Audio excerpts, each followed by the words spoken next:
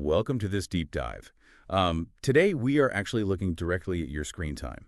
Oh, yeah, that is dangerous territory for a lot of people. Right. I mean, if you were to open up your phone's settings right now, there is a very good chance that a pretty significant chunk of your week is dedicated to, well, window shopping for lives you don't actually live. Exactly. It's a hugely engaging, totally low-stakes digital habit for, millions of people. You know the drill. You're sitting on your couch, you open up a real estate app, and suddenly you're taking a virtual tour of this sprawling, mid-century modern home in a city you don't even live in. Yeah, it really is a modern national pastime. It is. Most of us use these apps just to browse, to dream, Yeah. and just swipe through photos of beautiful kitchens we might never actually cook in. Right, but underneath that casual browsing experience, the actual architecture of the business facilitating those searches is undergoing a massive structural change. Which brings us to our mission for this deep dive.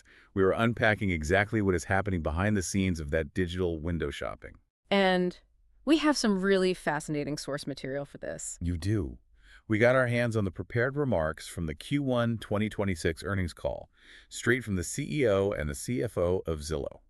Yeah, and what these documents reveal is a company aggressively transforming. I mean, they are moving away from just being a top-of-funnel search engine. Right, like just a place to look at pictures. Exactly. They're trying to become this fully integrated AI-powered housing super app.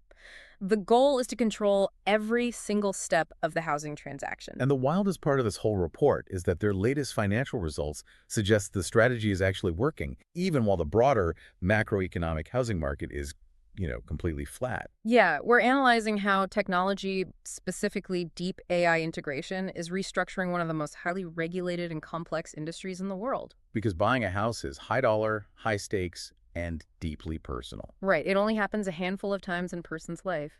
So we aren't just talking about an app getting a new coat of paint. We are talking about fundamentally altering how real estate changes hands. Right, buying a four-bedroom colonial is not like clicking buy now on a pair of sneakers. Definitely not. Before we even get into the hard financial numbers, we really have to understand the architectural shift in their business model. For years, the behavior was simple. You go to the site, you search for a zip code, you look at pictures. But this new strategy connects the shopping, the touring, the financing, the agent collaboration, and the closing documents into one seamless loop. And the sheer scale required to attempt a pivot like this is just staggering. Oh, absolutely. The CEO's remarks highlight that roughly 80% of their traffic comes directly to them. Wow, 80%. Yeah, 80%. That means users aren't typing houses for sale near me into a search engine and clicking a link. They are bypassing the browser entirely and opening the app directly. That's a huge advantage. It is, and Zillow commands more than twice the daily active app users of their closest competitor. So they have a massive captive audience. And Jeremy Waxman, the CEO, argues that they have three distinct AI advantages that are going to make this super app possible. Right, he calls them content, context, and integration. Okay, so looking at the content side, they aren't just relying on wide-angle camera tricks anymore. No, the content advantage is rooted in proprietary rich media. They're pushing Zillow 3D home tours, interactive floor plans, virtual staging, and a feature called Sky Tour. And people are actually using this. Definitely. The earnings call noted that more than 10% of new for-sale listings today already include these interactive floor plans and 3D tours. Wow. Zillow's internal bet is that this rich media will simply become the baseline standard. I mean, it makes total psychological sense. Once you get used to digitally walking down a hallway to see if the main bathroom is, too close to the living room, looking at a static, flat photo feels completely archaic. Exactly. But the second advantage they cite, context, is where the behavioral data gets really wild. Yeah, how are they tracking user intent? Well, what's fascinating here is that the depth of intent is what separates a specialized platform from a generic AI. The CEO pointed out that 70% of everyone who buys or sells a home in America uses Zillow during the process. That is huge. But the metric that really stands out is the duration. Users spend an average of 2 to 3 hours a week over a 5-month period on the app. 2 to 3 hours a week for 5 months. That is literally a part-time hobby. Right. Think about the behavioral footprint that leaves behind. Generic, horizontal, large language models, the kind most people play around with on their browsers. They're built to summarize data based on one-off queries. They don't really know you. Exactly, they don't know you. But a 5-month window of user intent is a massive competitive moat.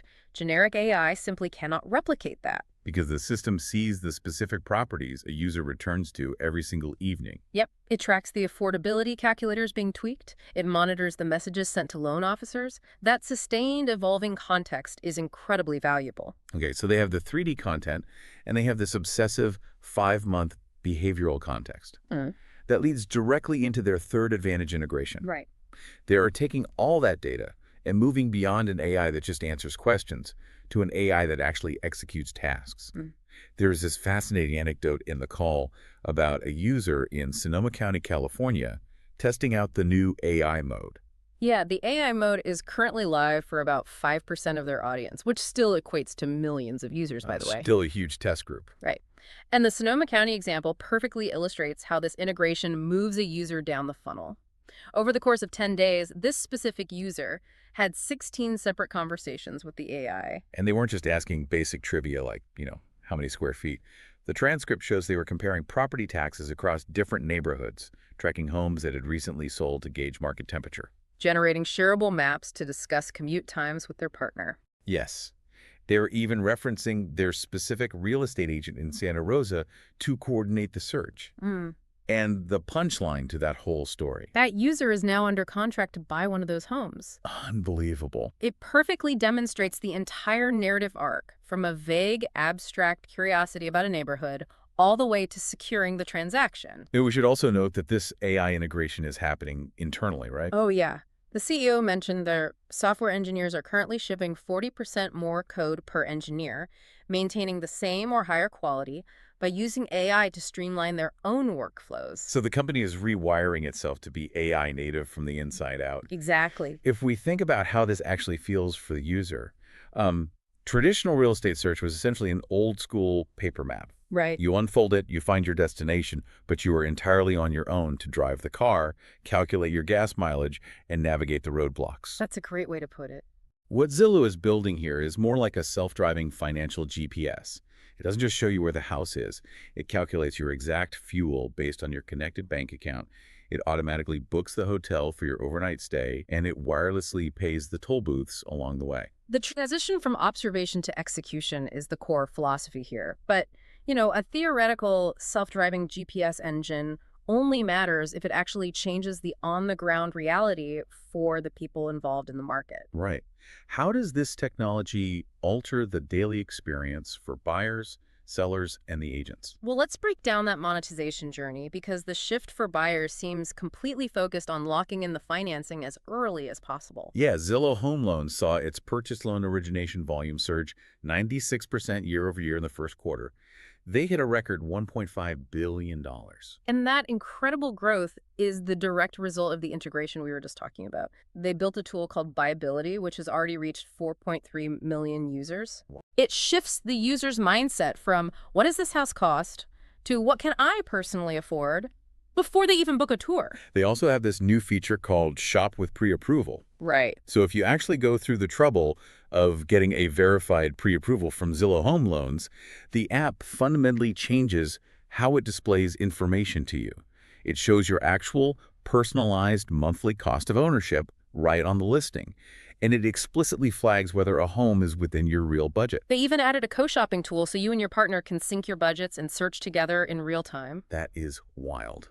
But what does this integrated ecosystem offer the people actually trying to sell the houses? Well, sellers want visibility, and they want it early. Zillow introduced Zillow Preview, which allows pre-market listings to get public exposure from day one. Because historically, coming soon, listings were often kept within private agent networks, right? Exactly.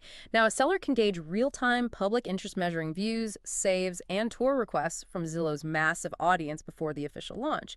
And they recently announced a collaboration with Realtor.com to blast these preview listings across both platforms simultaneously. That broad exposure is a huge selling point.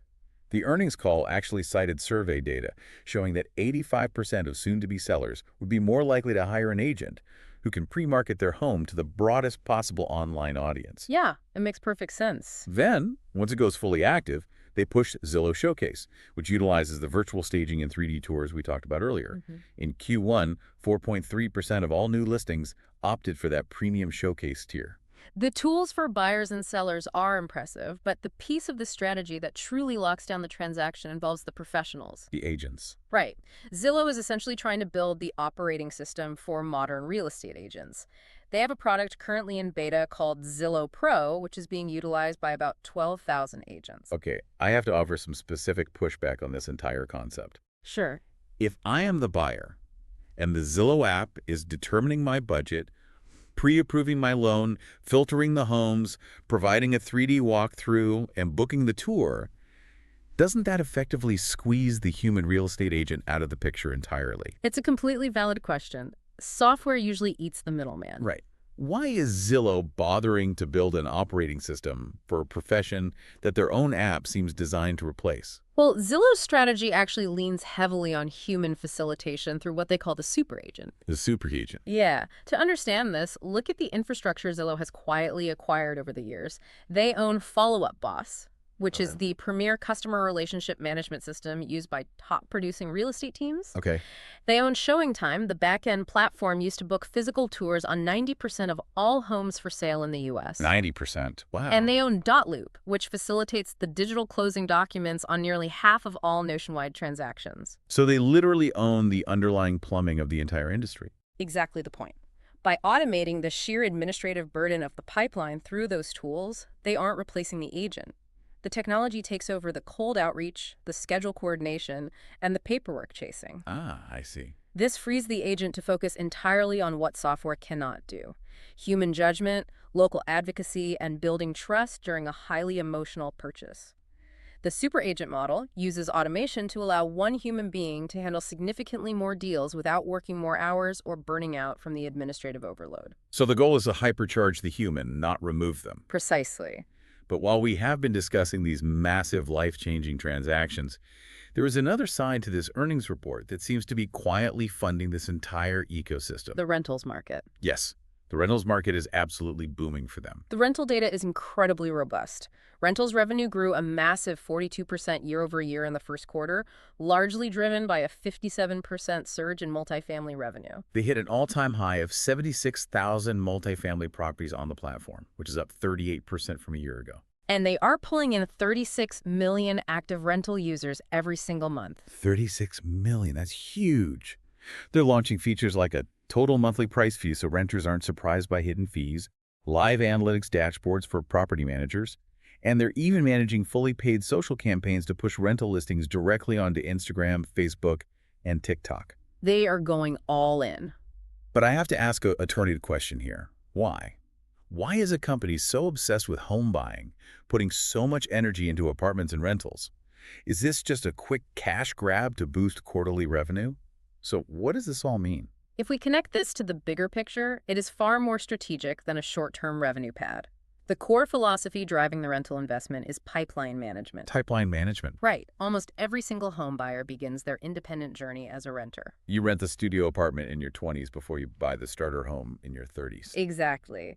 If Zillow can capture a user during their very first apartment hunt by providing a transparent, frustration-free experience, they bring that person into the ecosystem. Oh, that makes a lot of sense. They are acquiring the customer at the absolute earliest stage of their housing journey. It is a self-sustaining pipeline. The progress in rentals actively expands the top of the funnel, ensuring that years down the line, when that renter is finally ready to buy, Zillow Home Loans is right there to pre-approve them. It is a brilliant long game. But vision, software integration, and funnels are great in theory. Eventually, these ideas have to survive the harsh reality of the actual market. And the market is tough right now. Right. The housing market is essentially stagnant. It's burdened by high interest rates, low inventory, and the Q1 report even blamed bad weather for keeping people from physically touring homes.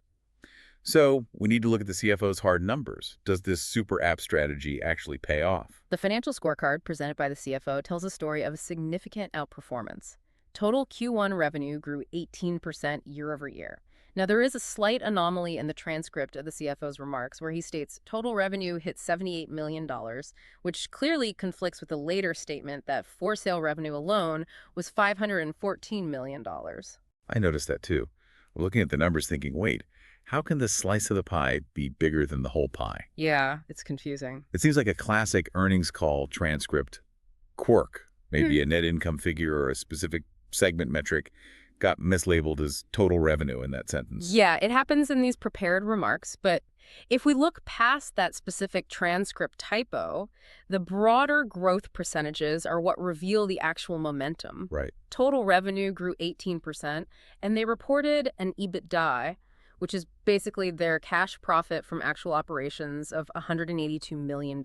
Okay. For sale revenue specifically grew 12% to $514 million, and mortgages grew 56%. And what makes those percentages wild is the industry context. Zillow achieved this double-digit growth while broader real estate industry grew only 2%. Right. And purchase mortgage origination volume across the entire industry actually declined by 1%. That divergence is the key takeaway. They are capturing market share in a shrinking environment. Here's where it gets really interesting. Going back to our driving metaphor, while the overall housing market is basically stuck in traffic, Zillow is somehow speeding down the shoulder. Their massive renovations in AI are translating into actual appraisal value on their balance sheet. And they are extremely confident in that express lane, judging by their capital allocation. They didn't just hoard their cash. They bought back a staggering $626 million of their own stock during the quarter. Wow, $626 million. A stock repurchase of that magnitude, reducing their outstanding shares from $256 million down to $240 million, is a massive signal of internal conviction. Absolutely. It proves leadership genuinely believes their integrated platform is successfully decoupled from the macroeconomic housing slumps dragging down the rest of the sector. They are placing a massive bet on themselves. And looking ahead to the second half of 2026, the CFO outlined 4 key factors that will drive margin expansion later in the year, making the company even more profitable. Right. The path to margin expansion relies on pulling very specific levers. First, they plan to leverage their fixed cost base. They have about $1.1 billion tied up in fixed costs, things like baseline salaries, servers, and real estate. As revenue grows, those fixed costs don't scale up at the same rate, meaning more of every new dollar flows straight to profit. Makes sense. What is the second lever? The second is bringing their variable expenses, the costs that fluctuate with transaction volume, into a neutral position. It was a headwind early in the year, but they expect to stabilize it. Yeah, Third, they project a 200 basis point drop in legal expenses. let's translate that for a second.